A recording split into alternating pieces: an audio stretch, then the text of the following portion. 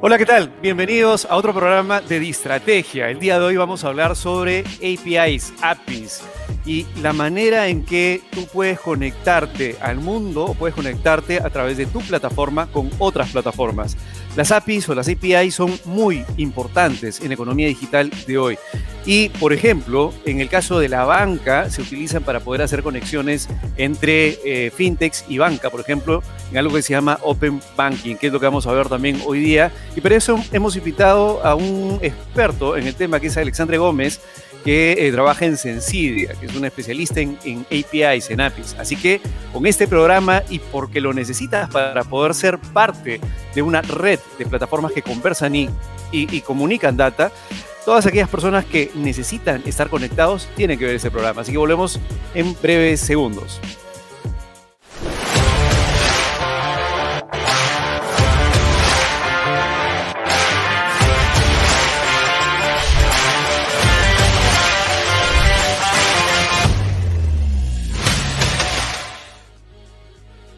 Bienvenidos de vuelta a Distrategia. Mi nombre es Luis Alexis Sánchez y, como les decía, el día de hoy estamos con Alexandre Gómez. ¿Qué tal? Bienvenido, Alexandre. ¿Cómo estás? Bien, gracias, Luis. Un gusto.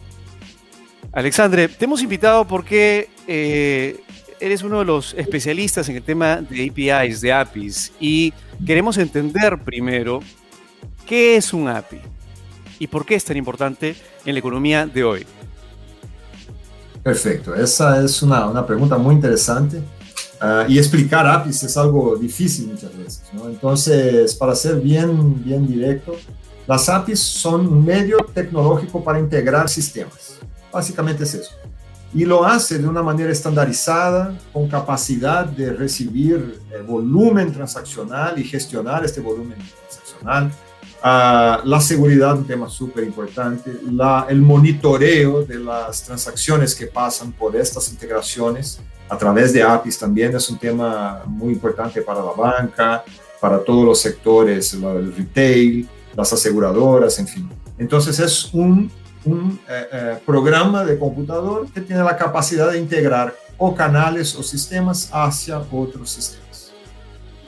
Digamos, en la economía de hoy, una empresa que tiene normalmente o tenía sistemas cerrados, por ejemplo, un ERP, y tú metías directamente la información a tu ERP, no conversaba normalmente con otros sistemas. De hecho, hoy día sucede que normalmente los sistemas internos cerrados de las empresas no es que conversen con otros sistemas, y eso te genera un gran dolor de cabeza. Por ejemplo, cuando tú tienes una ERP y quieres conversar con, no sé, un CRM dentro de la misma empresa y no hay un canal de comunicación, entonces lo que normalmente hace la gente se tiene que descargar toda la data, ponerle en un Excel, importarla en el otro lado, de repente, cosas muy rudimentarias. Todo esto, esta forma de comunicación, ¿se arregla con las APIs? Sí, se arregla con las APIs. Entonces, cualquier necesidad de cambio de información entre dos sistemas, como el ejemplo que dijiste, es algo que las APIs lo hacen de manera, como yo ya dije, estandarizada, o sea, simple para construir esas integraciones y gestionar esas integraciones, ¿no? Ahora, hay un tema adicional, que es cómo integrar eso hacia los canales de los clientes o de los partners de la empresa que están interactuando y haciendo peticiones el tiempo todo, por ejemplo, directamente hacia el ERP o hacia el CRM, ¿no? Entonces, las APIs en ese momento trae un valor adicional, o sea, permite con que se tenga un control sobre las transacciones que los canales disparan hacia los sistemas, puede ser hacia el ERP o el CRM, o entre estos dos sistemas también se puede tener las APIs gestionando estas integraciones, pero lo importante es tener un punto centralizado donde consigues monitorear la experiencia de quien está disparando estas transacciones desde aplicativos, desde páginas web, desde un cajero, por ejemplo, o dispositivo de cualquier tipo que esté integrado por APIs. Eso quiere decir, por ejemplo, que si yo mi sistema se une, por ejemplo, al API de WhatsApp, por ejemplo, ¿no? A través de repente de un vendor intermedio, de una plataforma intermedia. Yo podría tener la posibilidad de saber cuántas consultas la gente que está entrando al WhatsApp para que yo lo pueda atender desde mi propia plataforma están existiendo. O qué tipo de consultas hay para poder saber que en el mes estoy consumiendo tanta cantidad de conversaciones que se inician, por ejemplo, de un cliente que finalmente mi gente dentro de la empresa está atendiendo. ¿Cuántas se contestaron? ¿Cuántas no? Esa es la gran ventaja de poder, digamos, de que tiene el poder del API, de poder hacer una medición de esas interacciones a ese nivel, Alexandre, ¿no? Exactamente, en ese nivel y real time. Muy importante también es real time, o sea, un banco que contrata un servicio como este para interactuar por el canal WhatsApp con sus clientes o potenciales clientes. Muchas veces la persona que está del otro lado no es todavía un cliente, pero está interactuando con el banco, preguntando cosas, quiere saber precios, quiere saber cómo funcionan determinadas cosas. Puedes integrar una atención por chatbot o humano. También es posible hacer eso y las APIs ayudan en esas integraciones y te genera real time esa información muy importante para saber latencia de esas respuestas. El cliente se está tardando para recibir las respuestas que está ahí preguntando, ¿no? ¿Y por qué tengo que tener este control? Porque mi sistema, que puede ser el SAP o, ¿no? o un CRM o un ERP, ellos están contestando en buena velocidad para estos clientes que están interactuando por este canal. Es súper importante hoy día tener el control, entender cuál es la latencia de las transacciones. Y esto se puede sacar por medio de dashboards real time que te muestran así, de 10 en 10 segundos, cuántas consultas estamos atendiendo en este momento, qué tipo de preguntas, ¿no? o temas que se está tratando en este momento, qué productos se están consultando más, por ejemplo. Entonces, todo eso se puede extraer a través de las plataformas de APIs. Normalmente las startups, por ejemplo, utilizan mucho el tema de APIs, de APIs, porque hay algo, no sé si compartes, Alexandre, conmigo esto, que es que las APIs finalmente pueden ayudar a la monetización de un modelo de negocio. Y de hecho las startups muchas veces utilizan esto para poder apalancarse y poder monetizar. Y que es parte de lo que vamos a hablar en breves minutos sobre el tema de Open Banking. ¿Las APIs pueden ayudarte a apalancar un modelo de negocio para poder monetizarlo? Sí, sí puede. Por ejemplo, una empresa, una fintech, que tenga ahí una participación o una buena experiencia en un determinado retail o en compañías aéreas, en fin, en cualquier otro servicio o sector, donde él pudo integrarse con este servicio y sector, pero la banca no tiene esta integración preparada para llegar a la punta en estos sectores, por ejemplo. La fintech consigue hacer esta integración, ¿no? Y allí la fintech crea la oportunidad de un producto tradicional del banco que sea ofrecido en un canal o en un contexto que antes el banco no tenía acceso, no llegaba hasta allí, pero la fintech sí tiene conocimiento, lleva una buena experiencia y consigue entregar un producto financiero, por ejemplo, en algún sector específico. En ese momento se genera la posibilidad de crear un modelo de negocio nuevo y ahí la monetización se requiere que tenga un control, ¿no? Lo que pasa es que en general cuando vas a comprar un producto financiero, la interacción con el banco es algo más complejo hoy día. Con una aseguradora es algo más complejo hoy día. Los seguros son diseñados, por ejemplo, para que hagas un seguro por un año, ¿no? Es lo tradicional. Y si quieres hacer un seguro por días, por horas, ¿cómo vas a interactuar con los modelos tradicionales? No hay tiempo para hacer un contrato en minutos. Pero una fintech consigue hacer esta operación de una manera, con una experiencia mejor hacia el cliente, ¿no? Y puede a partir de ahí crear la oportunidad para entrar en un determinado mercado para productos de aseguradoras o de banca, ¿no? Y ahí, más una vez, se crea la oportunidad de un modelo de negocio nuevo con la monetización dentro de este control y todo electrónico, porque no tienes cómo hacer los contratos tradicionales, semanas para interactuar, para cerrar un contrato, no. Eso se hace en minutos. Entonces, la monetización tiene que ser un proceso mucho más rápido que los procesos tradicionales de partners, ¿no? que se hacen entre empresas. Y esa es la gran ventaja de utilizar los sistemas por detrás, porque también los vuelves escalables, porque podrías hacer miles de contratos por segundo, dependiendo de la arquitectura que tengas, a diferencia de repente en el mundo físico, que eso pues es muy complicado, ¿no? Muy, muy complicado. Tendrías que tener muchas agencias físicas para que puedas estar atendiendo y hacerle el onboarding a cada uno de los clientes que está entrando a la agencia. Ahora, vamos Alexandre, al tema de... vamos a poner un ejemplo para toda la gente que nos está escuchando, y tiene que ver justamente con el uso de APIs en la industria bancaria, en la industria financiera. Y hay un concepto bien interesante que nos gustaría que nos expliques, Alexandre, que es justamente el Open Banking. Primero, ¿qué es el Open Banking? Y luego vamos a tratar de dar ejemplos sobre el Open Banking. Perfecto. El Open Banking es una regulación que ayuda al sistema financiero de un país a tener la protección que se requiere del sistema financiero y también a permitir la integración entre entidades para tratar de productos y servicios financieros hacia un determinado mercado. Entonces es una regulación, se requiere tener esa regulación. Hoy día los contratos que se hacen de los bancos con, por ejemplo, retails o con determinadas empresas para ofrecer servicios financieros, son contratos puntuales, o sea, y hay un nivel de riesgo porque no hay una regulación para tratar de esta interacción de una manera más amplia, ¿no?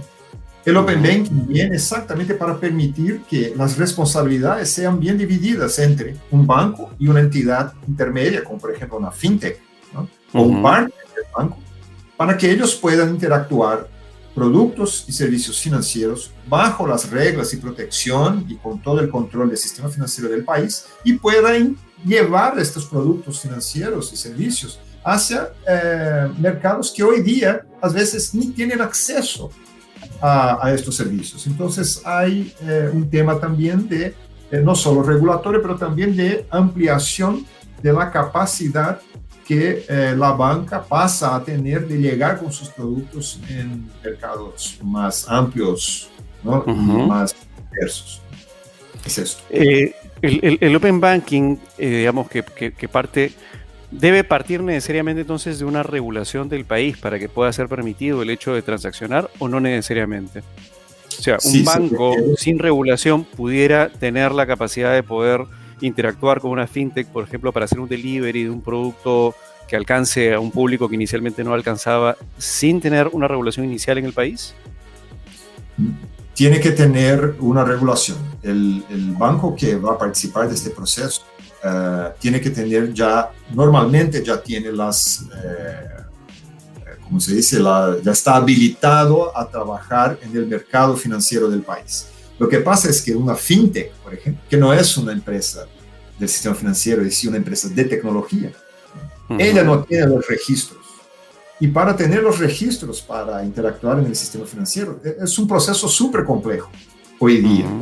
Con el Open Banking se crea una opción más simplificada de registrar empresas que pueden pasar a ser parte del sistema financiero del país bajo determinados límites, ¿no? De valores, de tipos de operaciones, lo que sea, hay algún control ahí, para que ellas puedan interactuar con los bancos del sistema financiero del país bajo la regulación, bajo los estándares que se requiere de seguridad, ¿no? Sin problemas, o sea, sin tener la restricción de hacer un registro completo de una institución financiera completa.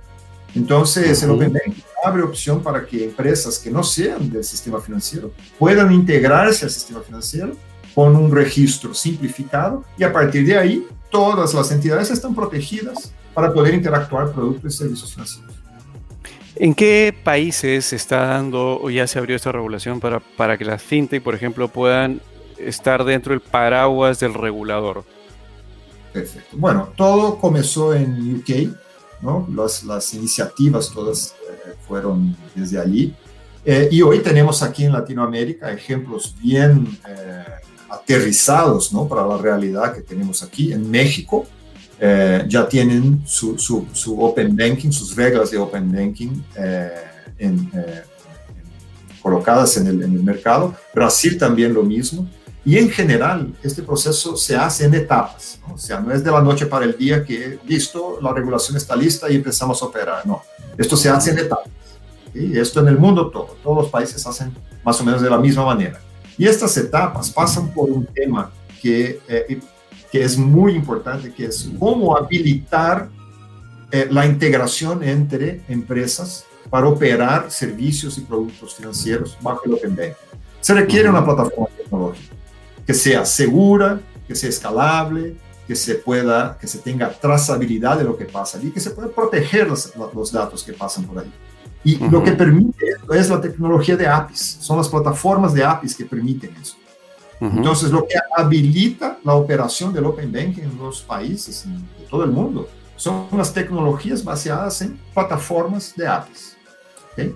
Entonces, como hay no solo productos financieros, servicios financieros pasando por aquí, hay también datos personales. Entonces, hay un tema adicional que hay que proteger, que hay que tratar, que es exactamente gestionar la autorización de compartir los datos. Las personas en el Open Banking pasan a autorizar el uso de sus datos para la empresa A, la empresa B, el banco A, el banco B, para ejecutar determinadas operaciones definidas por la propia persona. Entonces, todo este control se requiere una plataforma tecnológica de cierta forma estandarizada, en general definida por el Banco Central o las entidades que gestionan el sector financiero, ¿no? del país, para que tengan una integración estandarizada, para que estas reglas de interacción sean estandarizadas, tengan trazabilidad, porque es un tema importante en términos de seguridad, ¿no? Y que obedezcan determinadas reglas de interacción, todas ellas relacionadas con los datos personales de las personas que están, ¿no? adquiriendo o, en fin, teniendo una interacción con esos productos financieros.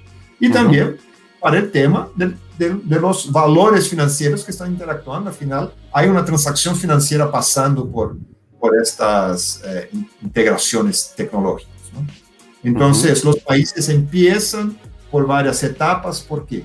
Porque empiezan a preparar los bancos, a integrarse con las APIs, estandarizar estas APIs, después empiezan ampliando estos tipos de servicios que pueden pasar por este sistema a través de las etapas siguientes, hasta que en la última etapa todas las empresas, o cualquier empresa, desde que pase por los registros correctos, pueden tener acceso a estas interacciones entre banca y otros sectores.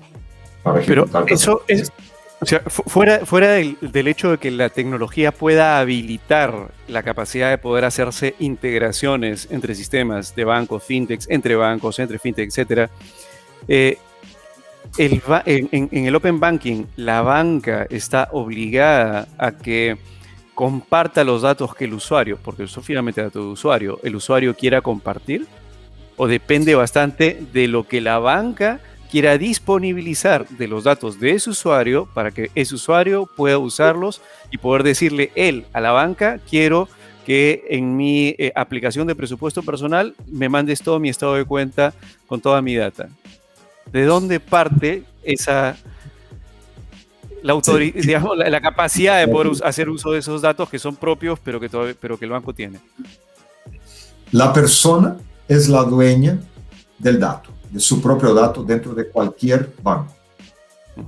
Entonces, el banco tiene que obedecer aquellas autorizaciones que la persona obliga al banco a disponibilizar la información. Entonces, el banco no puede decidir qué datos va a entregar hacia quién y para qué.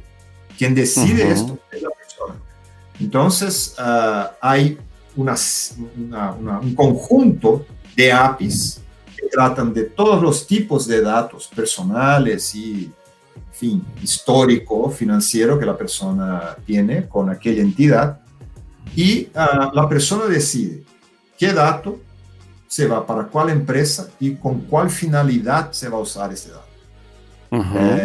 Definido esto, el banco provee las APIs a esta empresa tercera que va a llamar estas APIs y tener acceso a los datos autorizados por la persona. Te digo esto porque, o sea, no todos los países tienen una regulación con respecto al tema de Open Banking. Tú has mencionado dos, México y Brasil, y me imagino que todavía está en un estadio evolucionando probablemente. más evolucionado probablemente esté Europa, como mencionabas al principio. Eso quiere decir que tanto en Brasil como en México ya las personas tienen la capacidad de decidir qué data personal que tiene el banco pueden darle, por ejemplo, a una fintech. Hoy día ya tienen esa capacidad o se está construyendo todavía porque, a ver, cuéntanos un poquito de eso.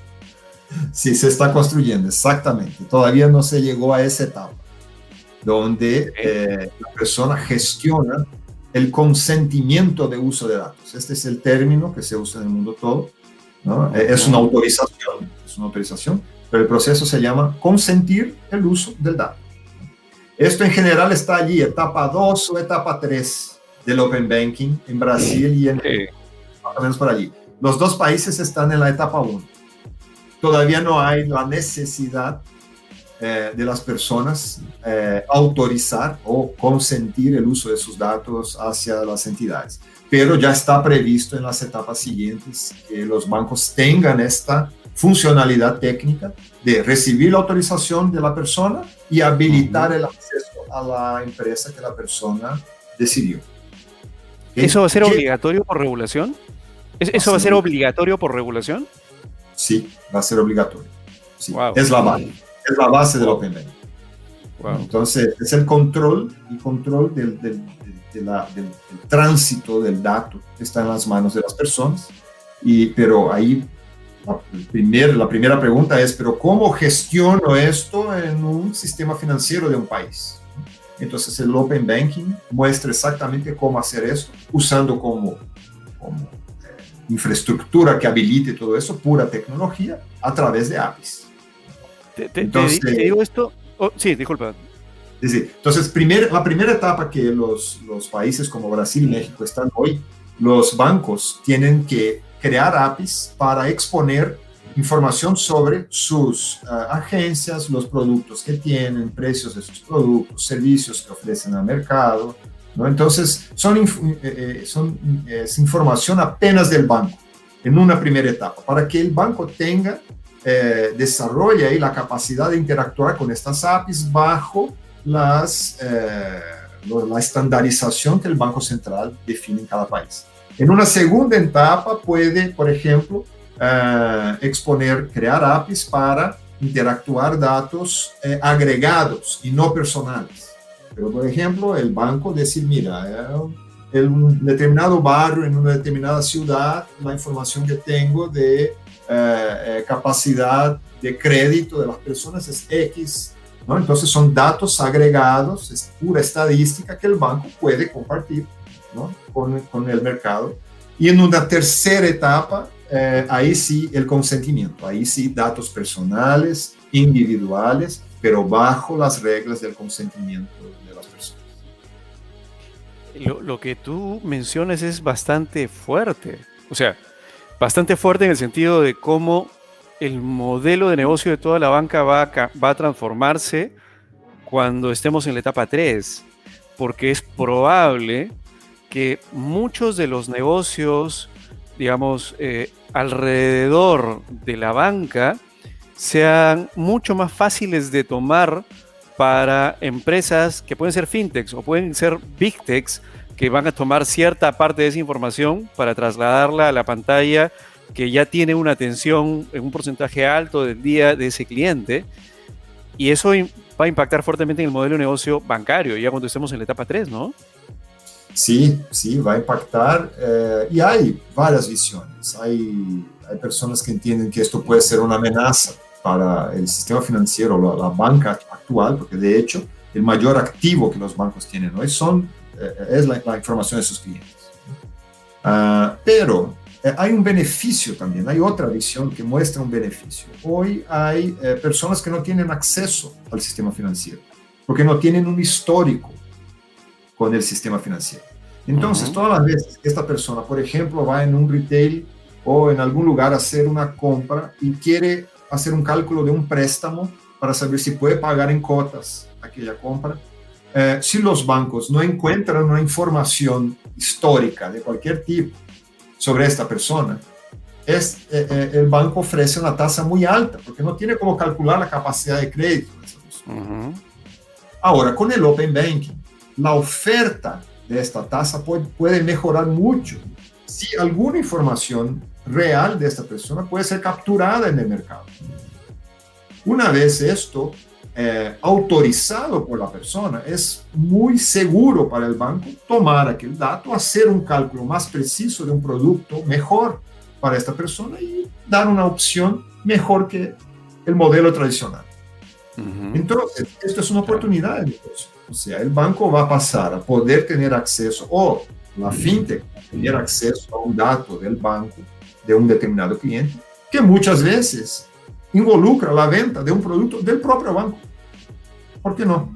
El propio banco que tiene el dato del cliente puede también entregar ofertas más bien customizadas para una fintech, componer su experiencia que está entregando allá en la punta, esa experiencia de su cliente, con un producto mucho más bien calculado, mucho más bien customizado para el cliente.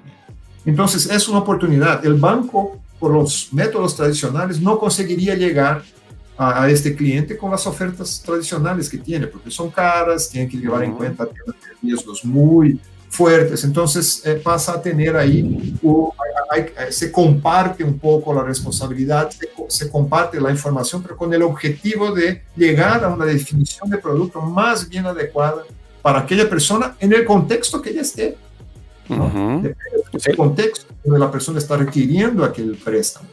Le va a permitir...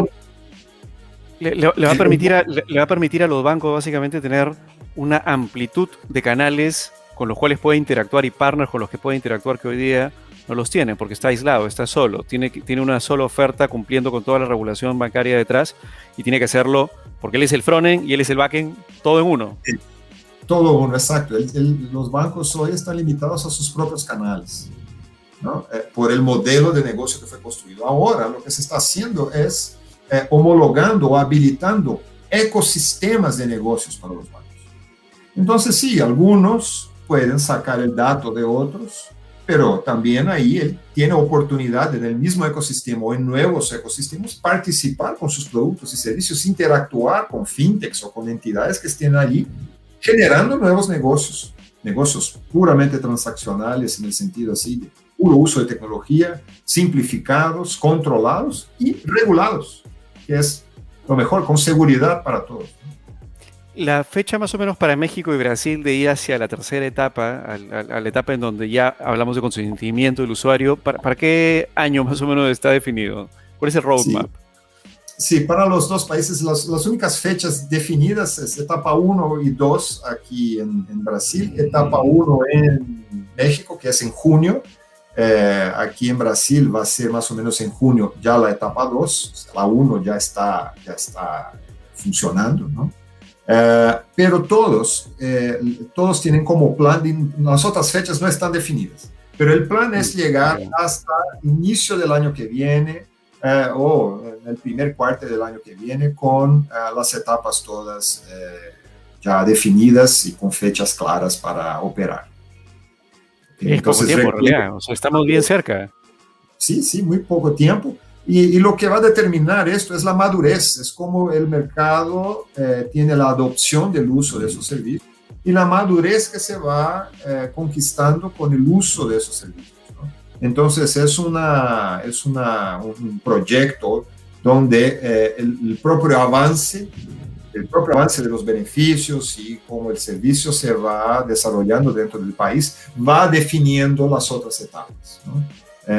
Hay un tema que recién apareció que se llama Open Finance, que es algo después del Open Banking, ¿no? O algunos países ya están poniendo como la última etapa del Open Banking el concepto de Open Finance, que es cómo interactuar productos y experiencias financieras con un detalle que antes no se definía en el Open Banking, ¿no? Porque no se veía todavía estas experiencias que son más detalladas ahí en el caso del Open Banking, en el caso del Open Finance. Te cuento un ejemplo. ¿Cuál es? Sí. Un ejemplo de operación de Open Finance. Una persona está en un punto de venta dentro de una tienda, de un retail grande, y ella quiere tener la opción de pagar en cuotas aquel producto. ¿Okay? Con el Open Finance, la entidad del retail puede gestionar esta interacción con la banca para calcular las tasas de cuotas hacia esta persona. Incluso porque pasa a tener también ahí una operación de pagos. No es solo contratar las cuotas, pero empieza a tener ahí una integración con un sistema de pagos de la tienda, ¿no? Esa integración antes no era muy bien definida por el Open Banking, era apenas definida en el Open Banking la relación entre el banco y el retail, o el banco y la fintech. ¿Okay? Pero ahora ellos ya están mezclando en estos conceptos todos también medios de pago, o sea, cómo además de contratar un sistema financiero, yo ejecuto o integro un pago hacia la tienda, hacia la fintech, o en fin, el destino ahí de esta compra, ¿no? Entonces, este es un ejemplo donde el retail pasa a interactuar con la banca desde que la persona autorice que sus datos vengan de la banca, venga los precios, valores de un préstamo, por ejemplo, y ahí el retail también puede ofrecer otras opciones de préstamos, pero la persona tiene que autorizar esto allí en el momento del punto de venta. Entonces son muchas integraciones tecnológicas en un único momento, donde la velocidad es muy importante porque estamos en un momento de pago y no de un análisis, de contratación, de un servicio, pero es un pago, ¿no? Entonces requiere atención, requiere un control, ¿no?, transaccional más fuerte. Y a partir de ahí lleva una experiencia mucho mejor para la persona, ¿no?, el consumidor. Esta es una interacción detallada que el Open Finance procura detallar más, y que antes, en el inicio del Open Banking, eso no era muy claro. Eso cuando hablas del pago significa que igual hay una transacción de desembolso entre el banco y el retail en ese momento. Eso es lo que te entiendo. O sea, cuando hablas de pago y que el banco, el préstamo que está haciéndole directamente al consumidor, se lo deposita de alguna manera porque ese préstamo se autoriza en ese mismo momento al retail, y el retail ya cobra y se queda el banco directamente con el tema del cobro de las cuotas del préstamo hacia el consumidor final. A eso te refieres, ¿no? Exacto. Y ahí la persona, de hecho, se queda con un contrato nuevo, que es con el banco que le hizo el préstamo.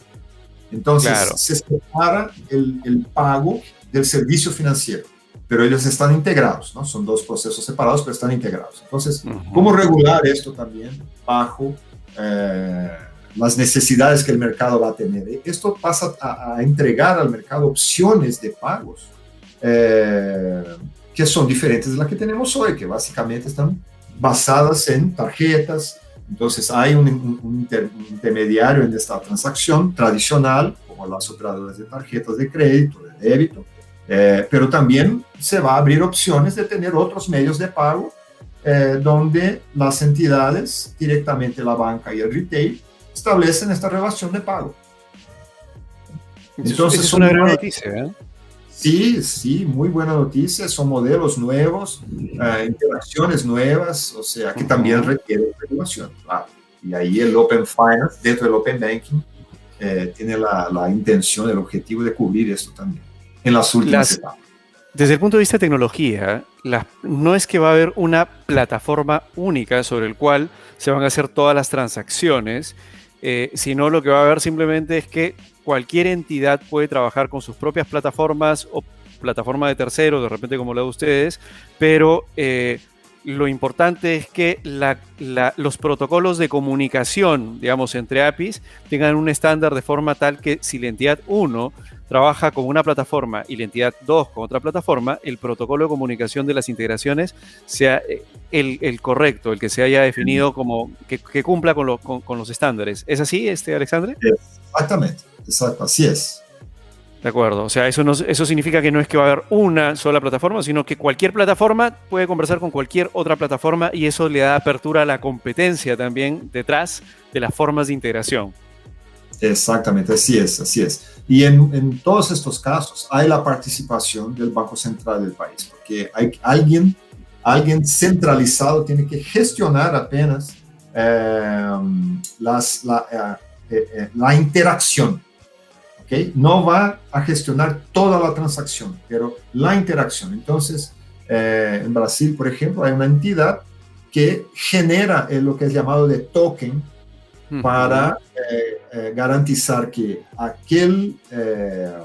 aquella autorización de datos dado por la persona se puede establecer entre aquellas dos empresas, un banco y una fintech, por ejemplo.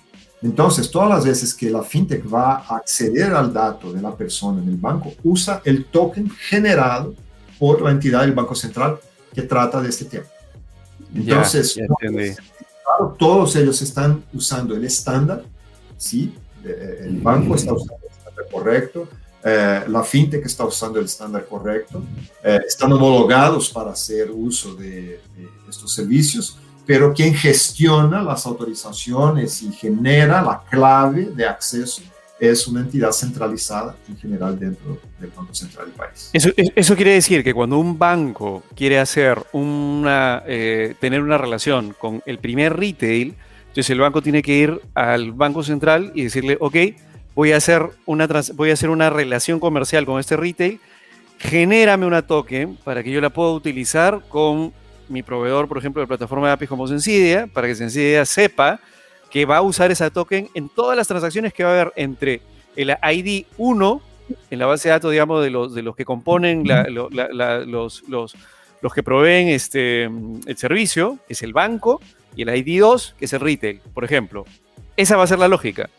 La lógica exactamente. Se empieza así, el banco y el retail avisan al Banco Central, yo voy a interactuar por el Open Banking con servicios A, B o C, algo así.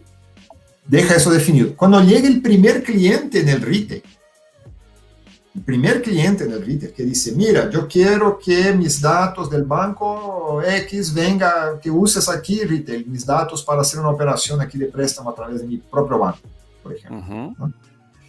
En ese momento se genera el token, porque en ese momento la persona autoriza que esas dos entidades traten de sus datos, del dato de la persona. ¿Okay? Entonces, en ese momento se genera un token que tiene una finalidad clarísima.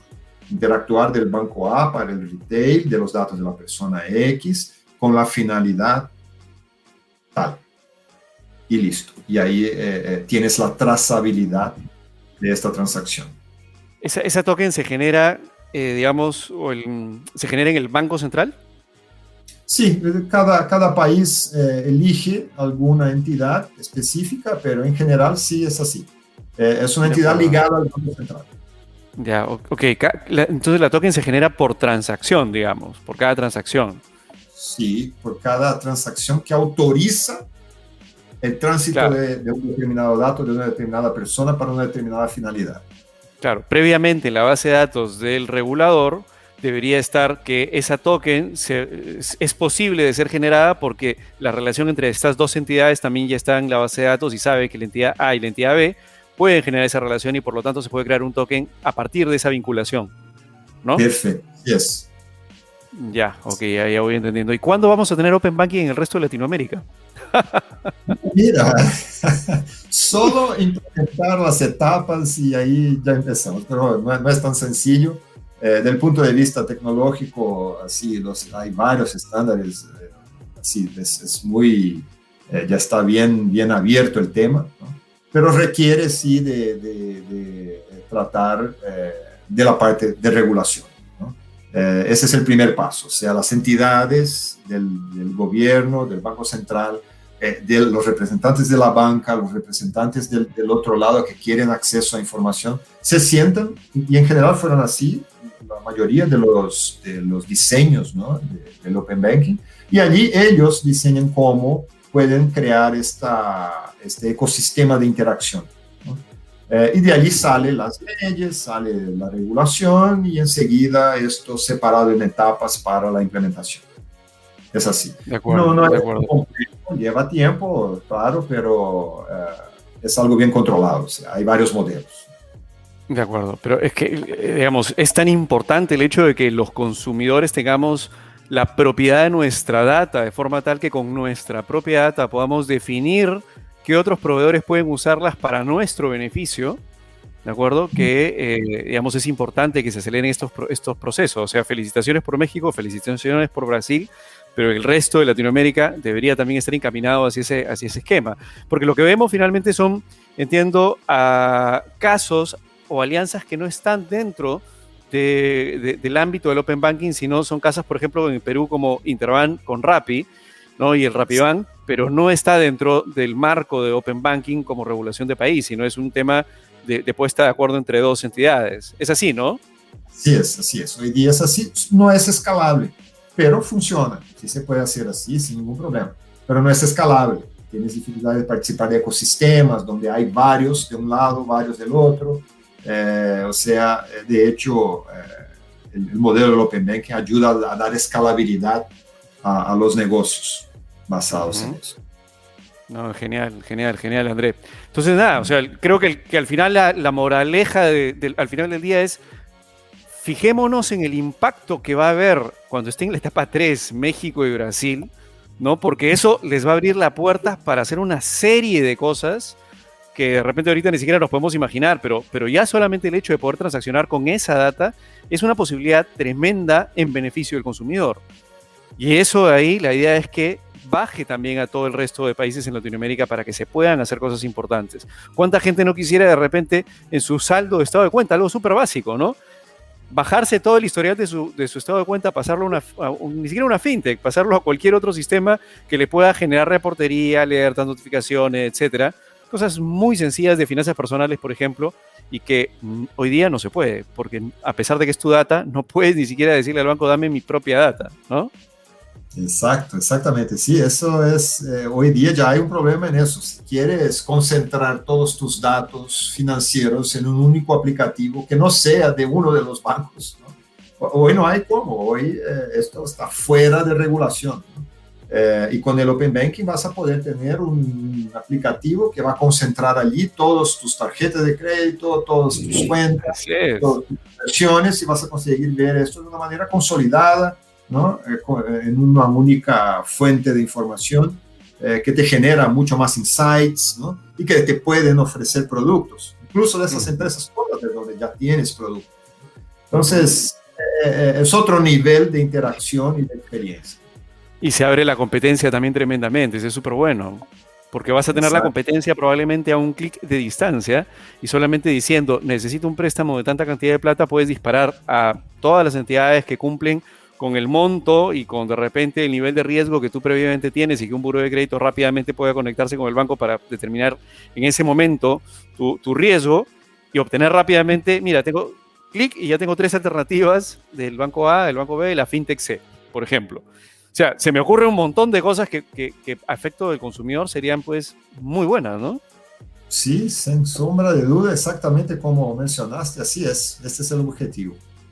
De acuerdo, Alexandre. Alexandre, para terminar, ¿te gustaría de repente darnos algo, digamos, algún punto especial, alguna moraleja, digamos, o alguna información relevante que les sirva para todos aquellos que quieren entrar en Open Banking o que quieren entrar simplemente en utilizar las APIs y explotarlas al máximo?